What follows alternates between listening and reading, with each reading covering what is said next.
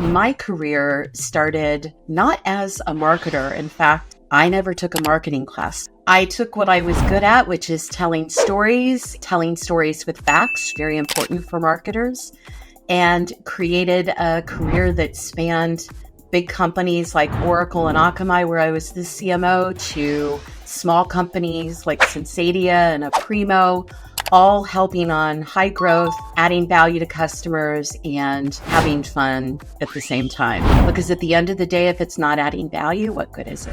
Oh my gosh, I want more of that one. I think that's a hot sauce question. In this episode, I'm talking to Lisa Arthur, CMO of Sensedia, a leading API management platform that helps businesses unlock digital innovation. As of 2024, they're doing over $50 million in revenue. We're going to cover many things. One, what a strong GTM playbook looks like in a new market, particularly in B2B. Two, how to test new offers and values with your customers. And three, how to use LinkedIn effectively to generate B2B sales, and more. And every time she can't answer a question, as usual, we both have to take a shot of hot sauce from our sponsors, Good Looking Hot Sauce. This one is now my new favorite. Wish me luck, Martians. I hope you enjoy this one.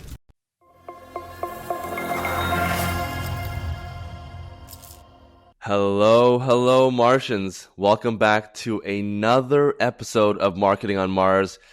Today, we have a special guest, someone who really loves hot sauce. We have Lisa Arthur. She's a CMO of Sensedia, and apparently she loves hot sauce, so I'm excited to dive into it. And for those in the audience that are just tuning in and unaware, Sensedia basically is a leading API management platform. And essentially, they help businesses unlock digital innovation, accelerate ecosystem connectivity, which we'll get into what all this jargon means, and also enhance customer experiences through secure and scalable APIs. This part I understand. Lisa, welcome to the show. Thanks for having me, Simon. Super excited to be here and with your audience today. Yeah, we got a little bit of an audience in the background. Super exciting. So, word on the street is that you love hot sauce. I do. How big of a hot sauce fan are you? Like, how often are you eating hot sauce? Or give us a little background. So, I've loved hot sauce since I can remember, and my family ate very bland food, so I think it was a way for me to spice it up when I was young. And I loved it so much in college that, one of my early dating rituals was to take a date to, it was called BW3, Buffalo Wild Wings and Weck at Ohio State University. Ohio, was that where you were born and raised, Ohio? Yep, for sure. And so if the guy couldn't do better than a medium on some hot wings, well, he didn't have much of a future. So I like it that much. Based relationships on hot food. Okay, well, I think, ladies and gents, we are dealing with a pro here, so we're gonna have to step up our game in order to make this game, this episode fun. Okay, so before we even begin anything, we're gonna dive into your background, marketing, tips and tricks and everything, and just kind of overall trends. Before we do any of that stuff, the theme on the show, and we've told you and your team. We're going to take a shot of hot sauce to start. And throughout the show, we're going to ask unfiltered questions. Anytime you cannot answer a question, you plead the fifth. We take a shot of hot sauce and we move on. We sent you some hot sauce. Which ones do you have today? So, and I love this good looking hot sauce. It's a way to make a guest feel really good, Simon and team. Good looking. So we have cheeky chipotle. Okay, I got that one too. Cayenne, you handle it. Handle it. That's my favorite one. And mango me crazy. Okay, mango me crazy. And I have not tried these. I gotta compliment the guys that make this. What is it? Good Seed. Yeah, they also that as well. Great branding. Yeah, great branding. Yeah. Okay, so we're going to start with the lightest one. And the lightest one, from my understanding, 2 chili peppers is going to be the cheeky chipotle. I've never tried this one as Okay. well, so we're going to try this for the first time. Do you have it together? Um, yeah, yeah.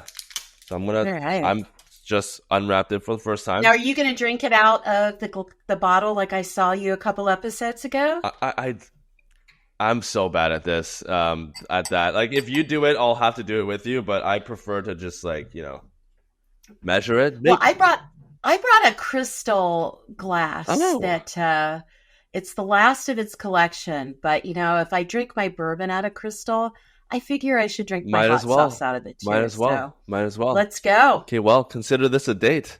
Right? Cheers. Cheers. Mm. Not Mm. only good branding, Okay, that's yummy. that actually is quite delicious. Isn't it? Wouldn't that be awesome on chicken? Mm. Chicken with a That's actually my little favorite bit one. of, Shout out yeah, to that's Brandon. delicious. Yeah, that is actually really good. Okay, so all right. So I've kind of given an intro to the company. Maybe let's start there at the company and then I want to kind of walk through your resume a little bit. But let's start with Sensedia. I gave like a brief intro. Maybe you can introduce Sensedia and just kind of like your role there as a CMO, the global CMO. Yeah, so we are, as you said, a global API management and integration provider. We're based in Brazil. So I know you've had guests from Canada and from the U.S. and all over. Uh, our company's headquartered in Brazil, and then we are in several countries, including Colombia, Peru, the UK, and now the U.S. Um, and we'll talk culture and things later. I just love this company. I hung up retirement kind of for it. With that, my career started not as a marketer. In fact, up until some workshops in the 2000s, I never took a marketing class, Simon. I was a broadcast journalist, political science, wanted to change the world kind of girl who graduated with 4 school loans and a minimum wage offer for television. And I was like, I don't think I want to go that way. And also, you could see journalism starting to get a little uh, jaded, if you will.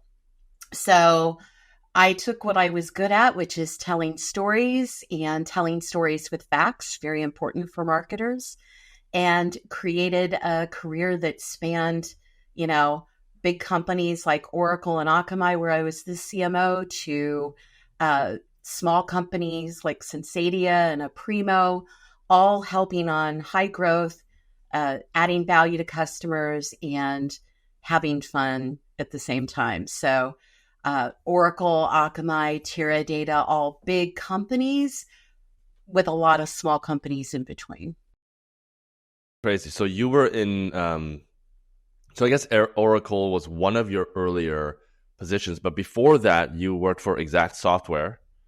Yep. Well, Right? actually, from Macola, and I left after 9 years there, which is unheard of. Anyone stays anywhere 9 years, but that's where I Yeah, nine kind of years. minted my tech career. I left and went to Oracle about 2 years before they sold to Exact. So it was I actually see. the predecessor to Exact. I helped build that business, You helped actually. build it. Yeah, and you were there like that was like 1988 to 1997. Are Uh any of your listeners that old? I don't know. We're starting to date me here, and not with hot yeah, sauce. yeah. I think I was born in between that tenure. Yeah, so hey, that's we have some similarities, I guess. But yeah, so you were Oracle was 1998 to 2004. Uh, that was like the company had tripled in size during that period of time, or It something was like double or tripled. It crazy. was crazy periods of time. So tell us a little bit about that experience. That was like Dorothy from The Wizard of Oz when she leaves Kansas and ends up in the Emerald City. I felt like Dorothy. I grew up in Ohio, went to school in Ohio, vacationed in Ohio. I was an Ohio girl through and through. And then um, someone I worked with recruited me to join Oracle. and I moved out to the Bay Area in 1998. And it was just amazing, right? Completely different culture. Larry was very hands on in the business. In 6 months, I went from what I was doing to completely retooling myself and a team. And that team and I launched the absolute first launch of Oracle CRM. And we called it version 3.1. So that was 8. And then we did 3 launches in that first year because, before Salesforce, there was the big juggernaut of Siebel. And so we were going after Siebel and PeopleSoft, all these names that many of you may have heard of.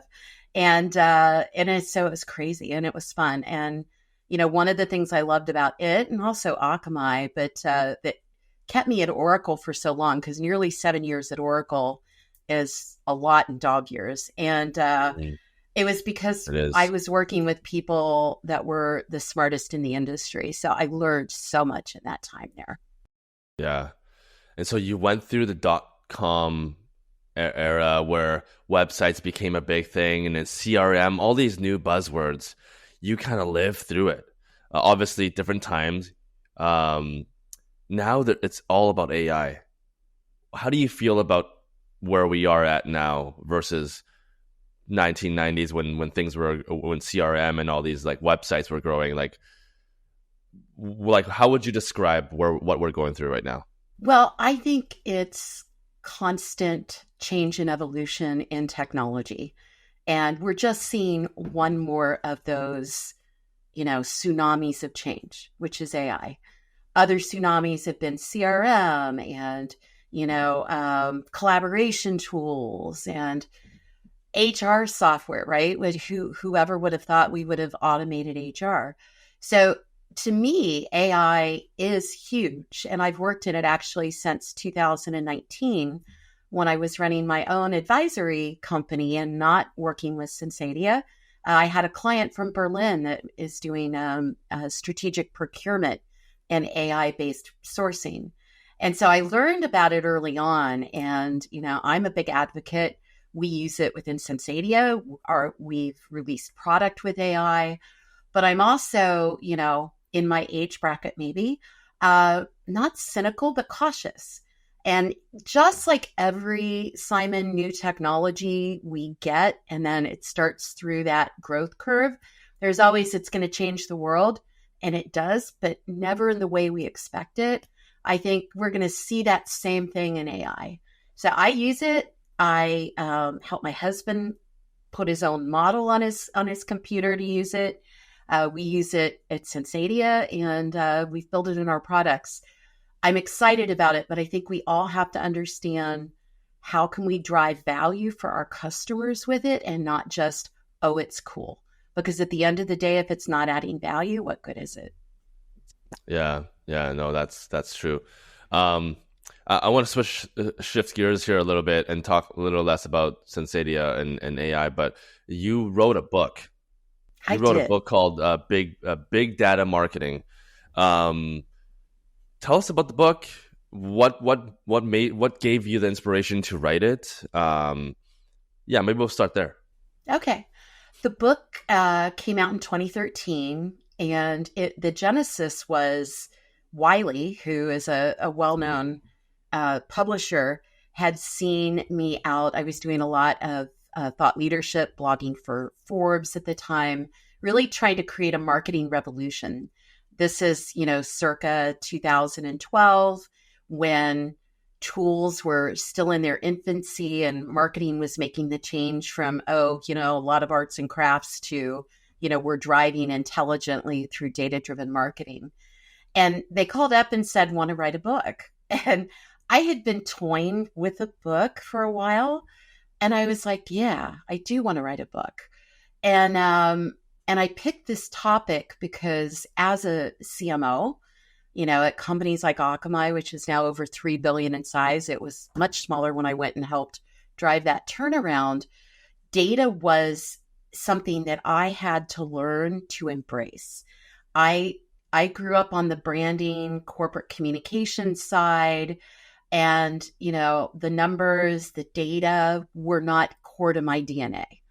And so I had to shift over those years. And I joined Akamai in 2004. That really was the catalyst for like understanding what data could do for marketing. We already had websites. Personalization was little, but at least the promise of it. And you go to now, how do we use it in marketing? So I used myself kind of as the audience of, I don't know enough about big data, about analytics, about data. How do I help my sister and brother CMOs around the world get it? And how do I create a framework that brings the quants, the data scientists, the business owners, the financial analytics all together to speak a common language and actually make better decisions that drive better results, better revenue, better retention of customers? So that was the inspiration for it. And then my company, I was a CMO at the time. They said, do it.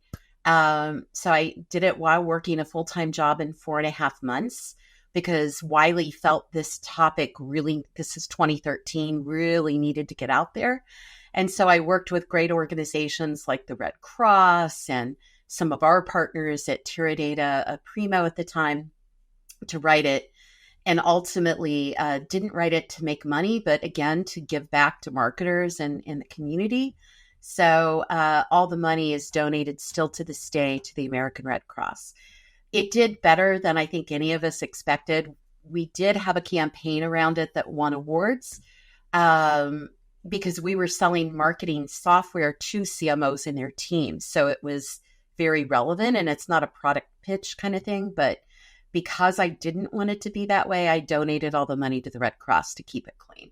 That's so cool. One of my dreams, my goals in life is to one day write a book of some sort. But it's so cool to see that you've kind of went through it and to hear that it went well. That's amazing. Okay, we're gonna switch into talk about a little bit more about Sensedia now. Give some more love to Sensedia, as that's the company that you're working for. Before we do that, we're going to do a little segment called This or That. And basically, I'm going to give you two options, this, and then another option, that, and you just choose one of them. And ideally rapid fire, so you answer pretty quickly, not a lot of thinking. Okay, 5 questions. First one, would you rather accidentally send a personal email to a client or wear pajamas to a Zoom call and accidentally stand up? I would rather wear pajamas to a Zoom call and accidentally stand up than to send a private email to a customer. Okay. Well, luckily you don't get to see. And there may have been a couple Zoom calls I did that during the pandemic. I don't know. Really? Yeah. You don't want to see what I'm wearing. So, I don't know. So yeah, we'll keep it. We'll keep it PG.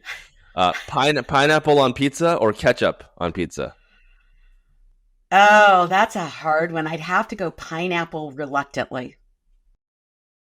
Nobody's watching or sing like nobody's watching? Oh, dance like nobody's watching. Singing might be a calamity. Well, maybe if we get a few more shots of these hot sauce, maybe we'll get to see you dance. Maybe near the end of it, unless Elaine Dennis style from Seinfeld. Yeah. Okay, last 2. Have a time machine or have the ability to read minds? Time machine. Time machine. Oh wow! And then would you go backwards or forward? And I'd go both ways. I would go forward so I could go up into space. Maybe we could do a podcast from Mars, actually on in Mars. The future. Wouldn't that be cool? And then I would go back, like, as far as the dawn of time in the Odabai Gorge in Africa to, the 40s and the gangsters in Chicago. I'd love to see it all. Oh, the 40s and the gangsters. Yeah, wouldn't that be fun? Yeah. I feel like the gangster era might come back into our world. I'm not sure it ever really left, but I think it's just looks different these days. It looks differently. It might look more like robots in the future and humanoids. Ooh, that's my prediction. But last question. Who's your least favorite team to work with? The team in the U.S. or the team in Brazil? I think that's a hot sauce question. I All think that's right. a hot sauce question because the I like answer how is you I thought love them about that. all. Yeah, I like how you thought about that. All right. So let's level up. Let's go up to Cayenne. You handle it. Ooh, This is nice. my favorite. People that are watching the show, like you guys know, this is my favorite sauce. I love it. I love saying it. It's such a cool tongue, It like is. rolls off the tongue. Oh, it has a nice aroma. I'm It has sure it nice, was a good decent. year. Yeah, it's a good. It's I've wiped my glass fif- out. aged 15 years in oak barrel. You know, little hints Nice. of cinnamon. Swirl the Full legs. There we spoon. go. Am I doing full spoon? Cheers. Oh, I gotta wait All for right. you, Simon. Yeah, Sorry, yeah, I'm yeah. so excited about this hot sauce. I'm ready to go. All right. All right. All right. You happy, audience? It's full Cheers. spoon. All right. Cheers. Ah. Mm. Those Oh my gosh, I want more of that one. full spoon sucks. It's good. I'm Yeah, about ready to do commercials for your sponsor because I these really are like it. delicious. I re- All right. oh, Is that the one you drank out of the bottle on one of your episodes and then couldn't talk a bit? no, that's the umami reserve Ah. from seed flavor and oh my god. Oh, that full spoon really gets you. That full spoon. I need to send you a glass. It's like you can savor it better. Yeah, I don't know why. Yeah, this is bad. Okay. Back to the questions. It's Okay. not polite to laugh at the host. Sorry, Simon. Back to the questions. All right. Sensedia. Um, so we've kind of talked a little bit about what Sensedia does. Maybe tell us a little bit about the different business units. Like, how does Sensedia make money, and who are the customers that Sensedia is targeting? So we make money a variety of ways. One is on our product, and first and foremost, we're a product company, but we also offer professional services. So both of those are revenue streams for us. We're organized by regions and by a global group. So I actually have two hats. One is, we talked about at the beginning, the global CMO. One I've worn, I think this is my 7th or 8th time around that rodeo. And what does that mean? Brand, analyst, press, marketing mix, budget, all of that. And mostly making sure the teams are excited, motivated. We know the metrics and they have what they need to go, right? It's lifting the teams up. And then we also organize by business units. So the regions are a business unit. The U.S. is a business unit. I actually, a year ago, was asked to lead the U.S. market entry. So I have not only the global CMO hat, but am leading the whole business operation for the U.S. So sales, customer success. So it's awesome because you always hear this CMO sales doing, there isn't anything that's coming right back, right? Because I'm doing both roles and obviously with a team. And then we have a LATAM business unit. Now, interestingly enough, for many of our listeners, they're sitting there going, oh, LATAM is everything in South America. No, in Sensedia world, LATAM is everything outside of Brazil. And then in Brazil is our Separate core business units. And those are vertically organized. So we have the business unit of Brazil, and then we have finance, healthcare, retail, and then a regional one for companies that don't necessarily fit in one clean vertical. Okay, cool. So that's how we're organized. Okay, so you separated by region. Brazil has its own it's its own category because it's of how large it is. Now, in terms of like company size, do you split down between company size, like uh, lower market, mid market, and kind of enterprise level, or how do you split between like sizes of the companies? By each geography, so, US, LATAM, Brazil, uh, we have different, and I'm sure your audience knows this term, ICP. So in Brazil, it is enterprise, so large companies, and in Brazil, there are some really large companies because there's a lot of people in Brazil. Um, so enterprise, but also small and medium-sized businesses there, and that's why some things may not go into a vertical very well because it might be best cared for by a territory team. Uh, in the US, we are very focused, and I will say focused about 20 times today, because that's one of the keys we have is we are focused on financial services and specifically what I would call mid and small credit unions and banks. And we certainly, our technology can scale to do the biggest of big. But, we also are building trust. We're building uh, our base in the US. So we're starting more in that small to medium size financial service and then fintechs of all size. Uh, and so that's our focus here. In Colombia, it's very much focused at financial services because of this thing called open banking, which we're also hearing and seeing a lot about here in the US. Okay, cool. So it sounds like fintech is a huge focus for Sensedia. It is. What percentage of your customers are in the fintech? In the US, uh, 2/3 of our customers are in fintech. Others come from what we would call cross tech. So we have an AI company. We talked about AI in the beginning, using us to do AI as a service across all of Sensedia. So now I need to come up as the global CMO. Our biggest vertical is financial services, which includes fintech, because in that financial services, we do fintech, banks, credit unions, CUSOs, right, for here in the US. So more than 30% of our customers come from that. And then the rest go through healthcare, retail. We have a very big retail section as well. Wow. Okay. And so like healthcare and retail, is that mostly in the LATAM region then for you guys? It is for now. It is for now.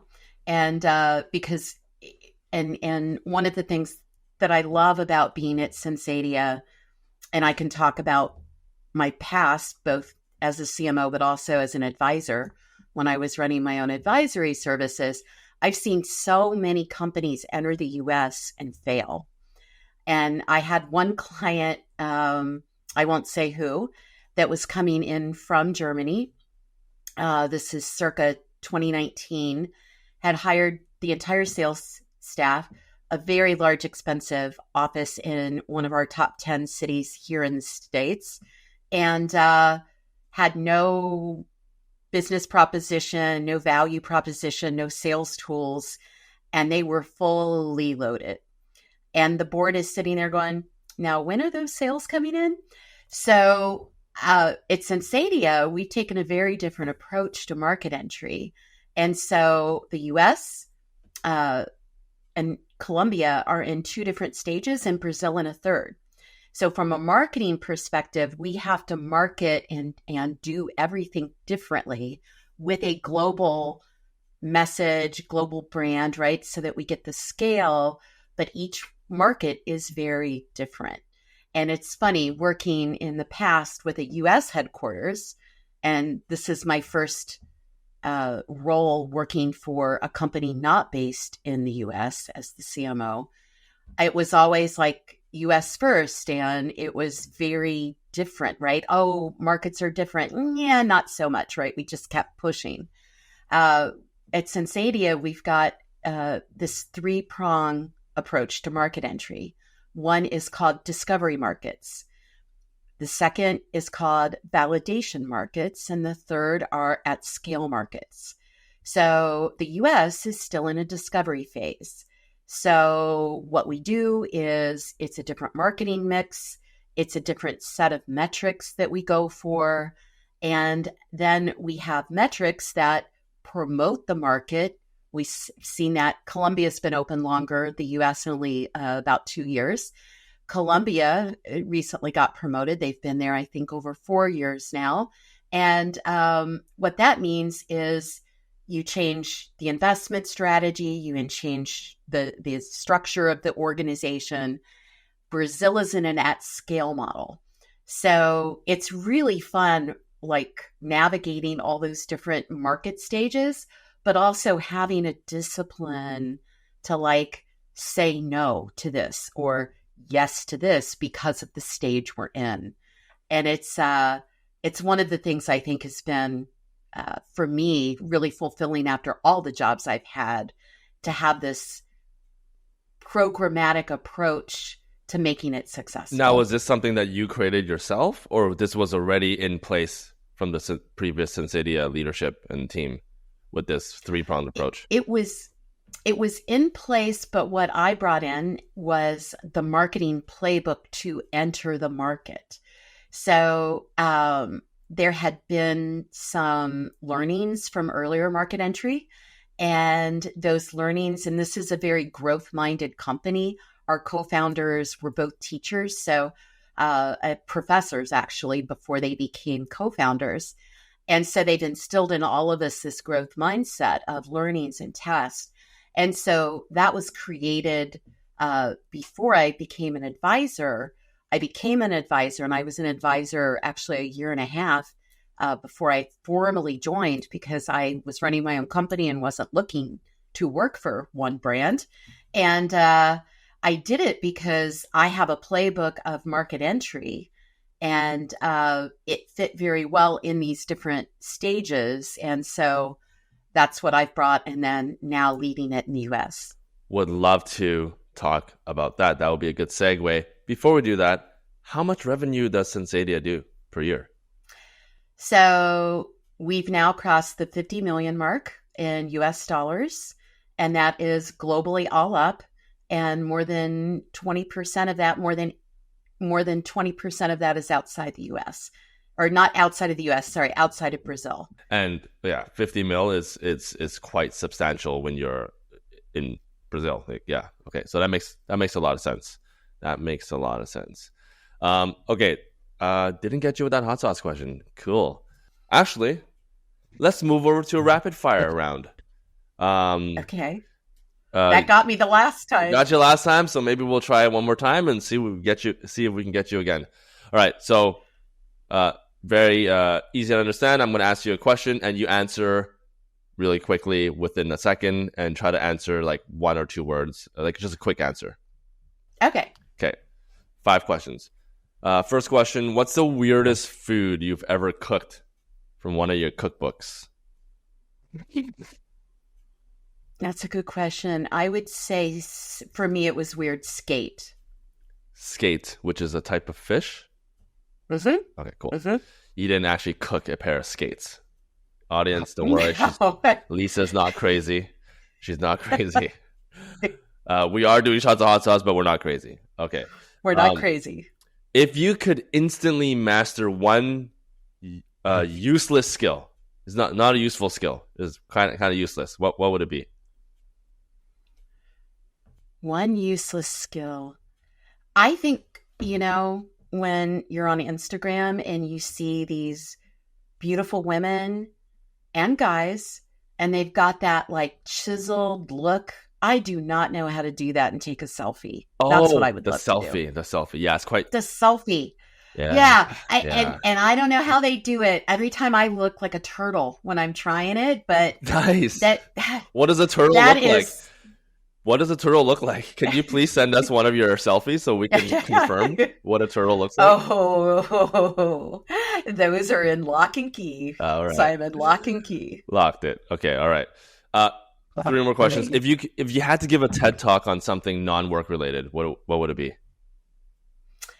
Why you should eat hamburgers in a circle versus across. That's genius. That is actually genius. I feel like we got to hang out more. That is genius. And there's a why behind it, but I can't answer the why now. So, Yeah. What's the weirdest office habit that you have? my weirdest office habit. Oh, constantly drinking my large iced Yeti. And it goes with me. It goes with me to Brazil. I get made fun of. In Brazil, coffees are small, water is small. You know, I come in with my big U.S. 30, I think it's a 40-ouncer Yeti. That's I'm crazy. just constantly, and it's, I get teased about it. So I know And it's that's just the milk. weird It's one. just a whole thing of milk.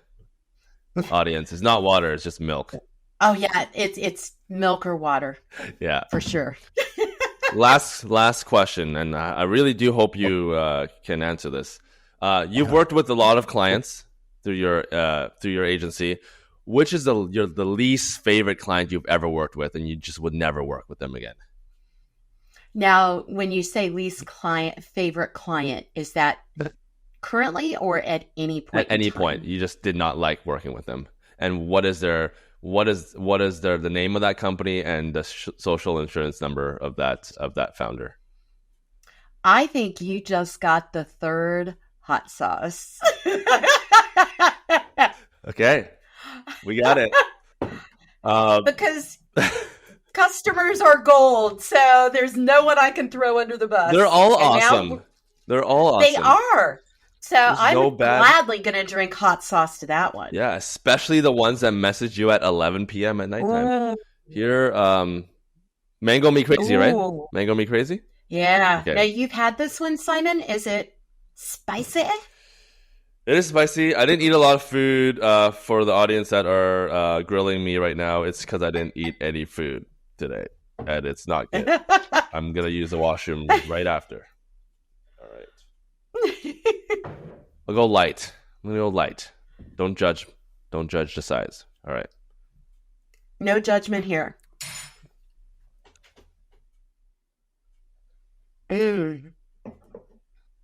Definitely hotter. Yeah, I leveled up slightly. I'm trying to think what that would go. You know what that would go good in? A peach, like mango salsa on top of salmon. Just a hint to give it a kick. Wow, that's so specific. I have no idea what you're saying. I have no idea what you're saying right now. My brain is not working. Now, I would have imagined, Simon, that you would have developed a little tolerance after all these shows. Honestly, when you do hundreds of these episodes, the only time I ever do hot sauce is on the show nowadays. I never do hot sauce outside of the show. And I always forget to eat food. That's the secret. I haven't eaten breakfast, so yeah, traumatized. That one was really good. That was delicious. I'm gonna add a little more. That was holy smokes. I love that one. We lost her. She's gone. Okay, going back, 3-pronged approach. We got the discovery market that the U.S. is kind of in, and you've kind of developed one of the secret sauce that you have is you got that go-to market playbook of how to enter a market. Walk us through that playbook. How does it work? There are several stages to that playbook, and it starts with a deep market understanding. And that market understanding takes into account the whole ecosystem. So what are analysts saying? What are potential partners in that market saying? What are competitors saying? What do the internal folks in boards say? Because they've got a perception of that market.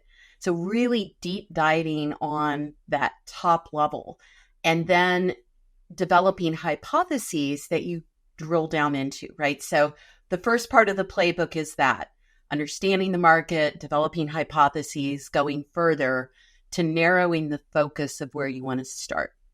Then the other is, what are we going to say? How are we going to get product market fit?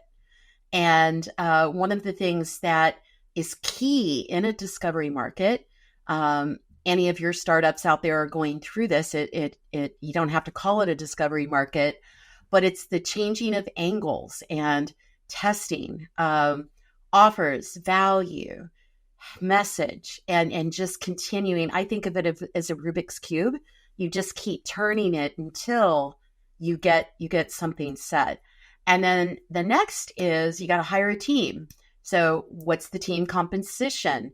Is it the same from other regions? And I can tell you, the U.S. is different than what we did in Mexico and Colombia because of what's working here. And then it comes into the launch and the test and the repeat. So there's several stages that it goes through, a lot of depth. I think there were over 368 plays underneath all of these categories before we even launched in 2022. So it's fun. I actually, that was what my former business was doing, was bringing these playbooks to different companies to help them, whether it was market entry or positioning or a website relaunch, because these things are repeatable. They're different for the needs, but they're all repeatable. And I think one of my messages to your marketing audience, find a way to get your playbooks and then change them, but repeat and evolve. And I think, some of your former guests have talked about their playbooks, hearing something very similar. Yeah, totally. And I think I guess we talk to a lot of founders, and founders, obviously, when you have a brand new product and you're trying to get a new product to the market, that process of finding PMF is a lot more difficult because you've never spoken to any customers. Customers don't know what your offering is. In your case, you have a product that has worked so well in Latin America, and now you bring it to the US. So how much of it is talking to the customers directly to get their direct input, and how much of it is leading on the playbook and just the learnings that you've already found in the Brazilian or the Latin American market? Like, do you have like a split, or do you try to enter it completely blind? Well, the playbook is like the on-ramp, right? But then as you enter the market, there's a different playbook, right? Which is, your first year, your second year. So it changes more to an operating plan from there. With that, I think one key, and we did this at Sensedia, we didn't wait till we opened the market. And remember, my client I told you was already fully loaded with sales, a big expensive office in a big metro with no message. And they had a product, but no message. So we actually, as part of the market entry playbook, we talked to prospective customers. So we defined what our hypothesis ICP was. And then we went out and got interviews with those executives. And we really started at an executive level, because for us and we're growing in this market. Did you conduct these interviews with those? I did. You did yourself? I did. Okay. I some things you can outsource. I don't think that is something to outsource, because the nuances and the words, the way they frame questions, the way they respond when you're looking at them, like you can tell if they think they just smelled bad cheese and your message isn't working, or you can tell when they visually sit up and look. And to have like an agency or somebody do that, and you lose all those soft learnings. I even at big companies like Teradata, I did it primary. Now that doesn't mean I wouldn't augment with some others, but I always made sure, and I learned that at Oracle actually, we'd bring CIOs in and interview them before we'd ever go to market with something. What did they think? What were they? It was a great learning, still applied today. So that coming back to the playbook, before you open that market, you even go to a WeWork or you lease a shared space, talk to people. So that helped us refine a lot. of how we entered the market. And then as we did, it was about finding those conversations, which was potential partners, potential customers, the analysts. We've got analyst contracts. They do inquiries. Some of your audience may not have that, but you can also find influencers that play the role of the analyst in each market and category, right? So talk to them. And I think the key thing there is it's not trying to prove you're right. It's trying to prove you're wrong, because Yeah, it's in the that is so key. learnings. That is so key. It is. And, I think earlier years in my career, Simon, I would have been trying to, I'm right. This is right, right? Tell me. Yeah, buy my product. Like, this is the product, right? And it's backwards. So, and Absolutely. then using the data. So that's how we've done it. And, certainly we're growing in the U.S. We're super excited.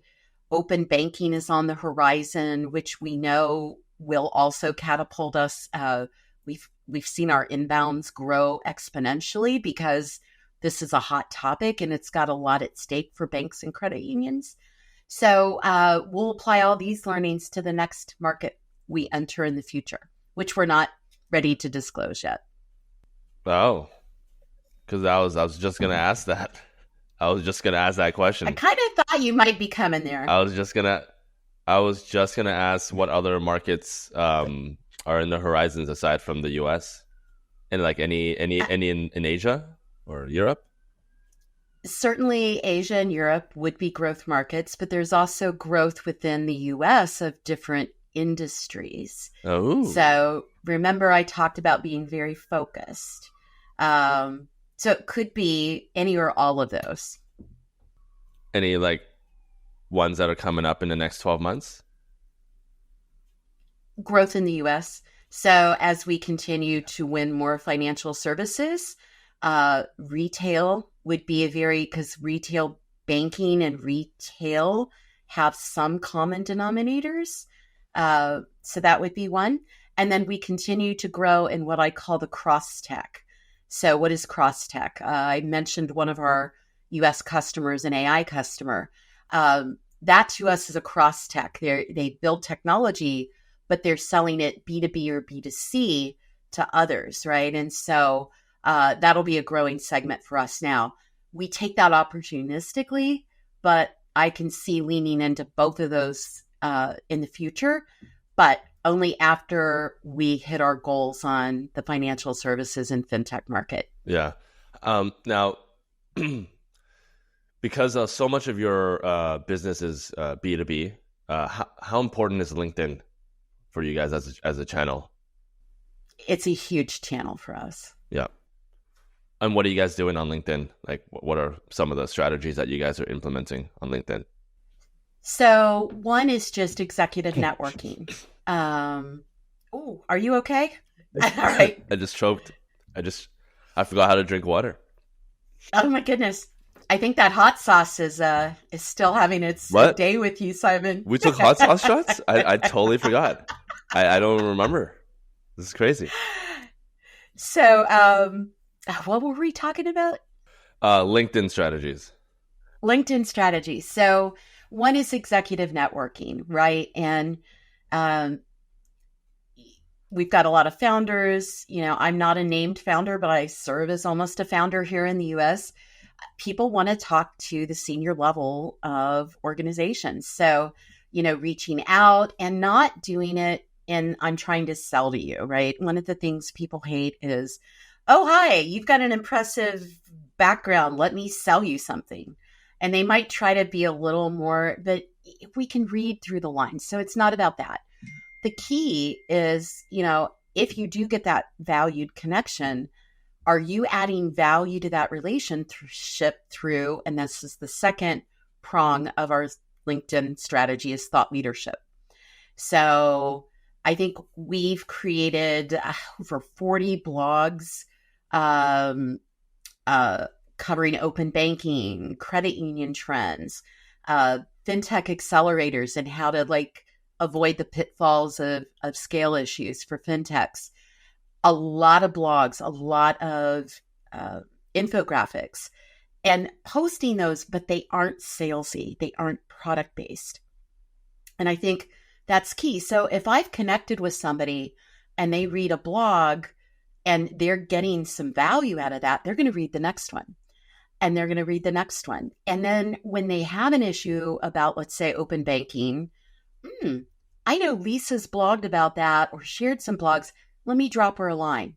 And it's happened, right? On LinkedIn, I think we've all seen it when that happens. So that's the second strategy. And then the third are events. And this one's been controversial a little bit because when you do a LinkedIn live event, you don't get all the reporting metrics you do if you host it on like an event platform.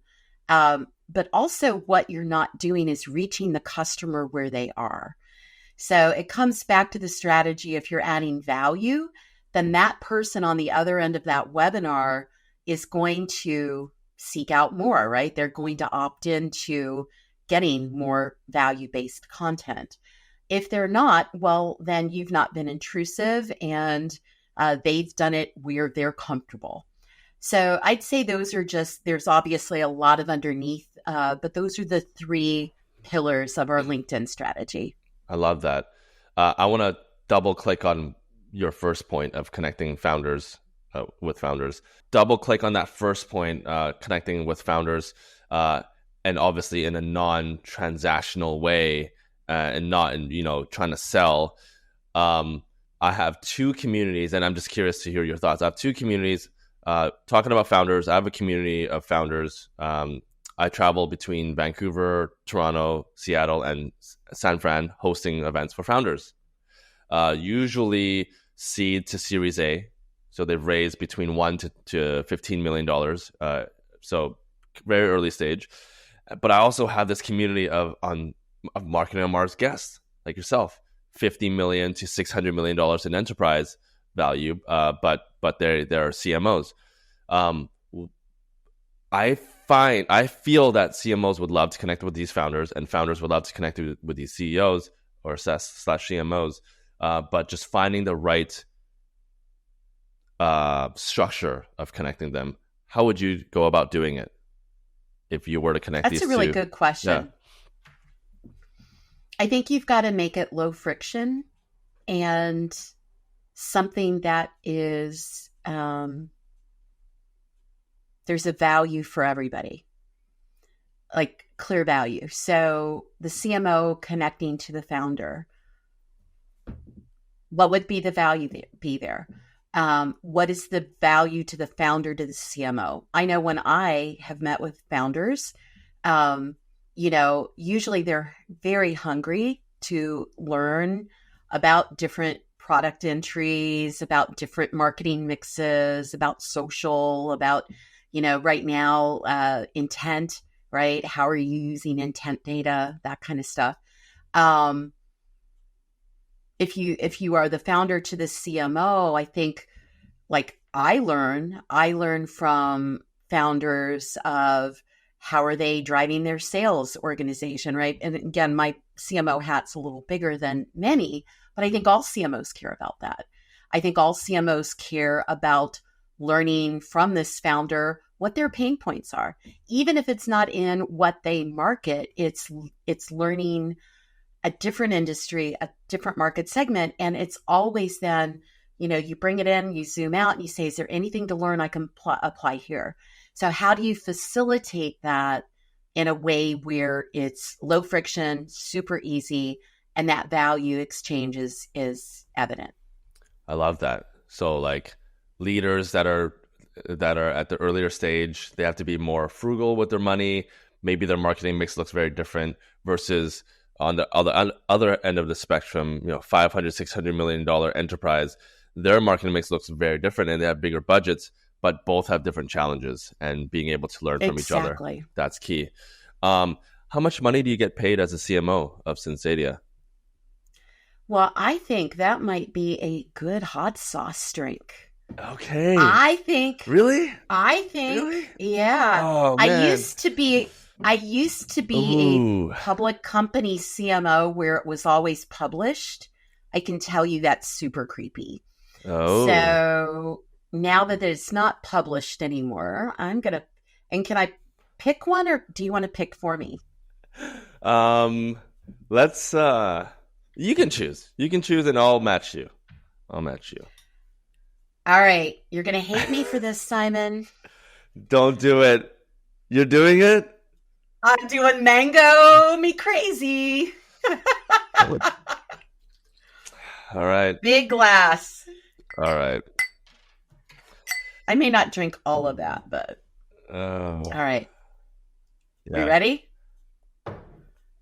I'll Here's looking at you. I know it's not the most, but I gotta protect my stomach. I love that one. All right. I might have to outsource this. Can I outsource this shot to someone? Whew. All right. We got 5 minutes left. Usually what we like to do in the last 5 minutes. No more shots of hot sauce, I promise. Oh, man. By the way, how are you so good? Yeah. Can we just the audience give a round of applause to Lisa for just crushing her hot sauce? That's what the heck? But yeah, we like to use It makes me want more, actually. This is the mango one. I'm What? my mouth is watering. It's so good. Oh, I love it. These are going to be well used at my house, and I thank you. I feel bad And for I the think- guys that went on dates with you back in uni where they had to just pound back some. Were you just getting them to take shots of hot sauce? Is that what was happening? No, it was you'd extra coat the wings and then get extra dipping sauce. Oh, really? So when they go to the washroom, you just pour a bunch of hot sauce. No. It was intended. I like really hot things. Do you? Unfortunately, 8 out of 10 would go, oh, yeah. But they really didn't. No. So Hey, A+ for effort though, and trying. that's right. Bora, yeah. Anyway, I can't even believe I admitted that. Yeah, that's funny. So the last 4 minutes, we like to learn about you and your background, because we've learned about all the surface level stuff, kind of. Your professional work history. We all have professional history, resumes and all that stuff. But we want to learn about you. So maybe let's go all the way back, baby Lisa. Just growing up. What was life like for you? You mentioned that you were on, you had student loans and stuff. Were you raised in lower class family, middle class? Walk us through your early years. Yeah, thanks. I was raised in a lower class family. I was the youngest of 5, and neither parent had a high school diploma. My mom worked as a waitress, and my dad worked in a factory. But one thing they did was, and my dad was, I'd say, a Renaissance man in a way. He drilled in me early, put yourself first. You'll find the right guy or girl, right? But put yourself first, invest in you. And there were a lot of scant Christmases or Thanksgivings. One Thanksgiving, my mom had to work. She was a waitress, and people go out sometimes for Thanksgiving. So my dad made banquet turkey. And it's actually one of the few times I can remember lying as a kid, because I went, and I don't know why, it was 2nd or 3rd grade, and all the kids are bragging about how big their turkeys were. And I was we had frozen banquet. And so I did lie. I was oh, we had a big one. And I still to this day regret that I lied about that, but I've come clean now. And so they instilled, though, we didn't have a lot. They equipped me with the things that mattered, which were books and access and confidence that I could go to school, to college. But there was no funds to do it. So I did put myself through school, and I never regret it. And out of that came this amazing life that I look at and think, I am blessed, but I also had good parents that taught me how to work for it. I love that. So much respect for you and for a lot of founders and and people in my life that have also grew up with a little bit of a chip on your shoulder. Because I also grew up with in a single mother household of two. So it was me and my younger brother, and my mom. She worked 3 jobs. She worked at a restaurant as a waitress. She was a cleaner afterwards, and then she also on the weekends she was a seamstress, so she would make clothes on the weekend, Wow. and it was like, What heart. yeah, What you heart. just made what you whatever you created. So I remember like growing up, we would help my mom, my young little brother and I. We were like 6 years old, 7 years old. We would pass her the clothes so she wouldn't have to walk over and pick up the clothes to be on the sewing machine. So we kind of were like a little mini factory at home. Learned so much about just like determination, and like hard work, just hard work, plain old hard work. And it's like it's so cool. If you could go back in time and had a different life where you were raised in a middle class family or upper class family, would you do that, or do you think you're very happy with where you're at, and you think it would have changed who you were too much? It's a good question, and I've actually thought about that a lot. And by the way, thank you for sharing your story. Um, I also hear from you, and I feel it too. Gratitude, right, which is huge in this life. Would I change it? No, because it might have made some things easier, but I might have made different choices. And I love my job. I love my family. I love my life. Yeah, there's challenges, but those are like nothing compared to what some people face. So I wouldn't change a thing. I think I would have leaned into who I was earlier, Simon. I apologize for that. I think I would have embraced where I came from earlier. And I think, getting out, going to Oracle, where, one of the early questions I had from one of my team members is what kind of car I drove because it mattered. Um, I think I would have been more embracive of where I came from then. I kind of put a veneer up.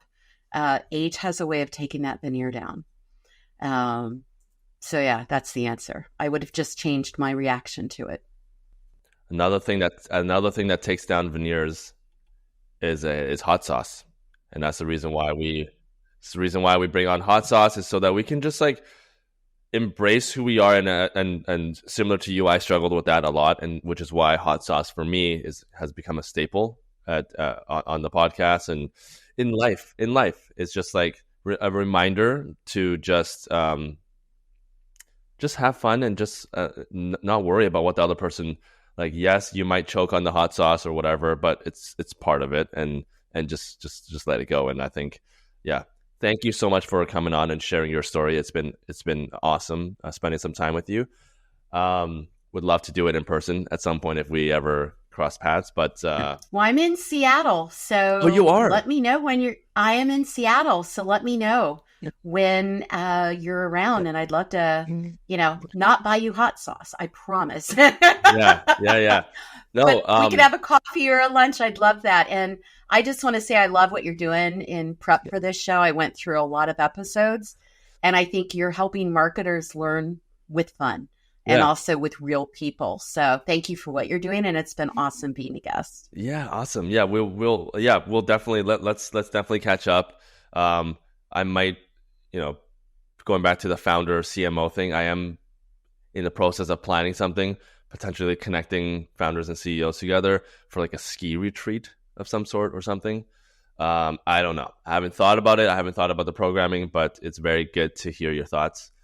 Before we end off, anything you want to share about Sensedia, or anything that you're working on personally, just like a final plug? We'll make sure to include it in the show notes afterwards as well. Thank you. No, I think just if anyone out there hears their IT team grumbling about high costs of connectivity with through other innovation and applications, tell them to check out Sensedia. And for me, I just keep learning from my global team and working hard here in the U.S. and excited to be leading that aspect of Sensedia and honored to be with you in your your guests today or your audience today. It's been awesome. You want to say anything to the audience in Spanish? How's your Spanish? Well, actually, Brazil is Portuguese, and I do speak Spanish. I don't speak any of them very well. What we joke about is I speak Portugnolish. But what I will leave you with is my mantra at Sensedia. So one of the things that I've learned, our culture is so humble that even as a market leader in Brazil, they're always the team is always humble, and it's definitely a different posture than U.S. companies that you see. And so I developed this mantra for both the U.S. team and the global marketing team. And it's really English and Portuguese put together. No fear, bora. And that means no fear, let's go. And that's what I would leave your audience with. No fear, bora. Bora. Let's go. Bora. Let's go. Okay, I love Bora. that. I love that. Well, Lisa, thank you so much for coming on. We'll definitely catch up off camera, but appreciate you and excited for round 2 at some point in the future. Same here. Thanks, and well wishes to everyone.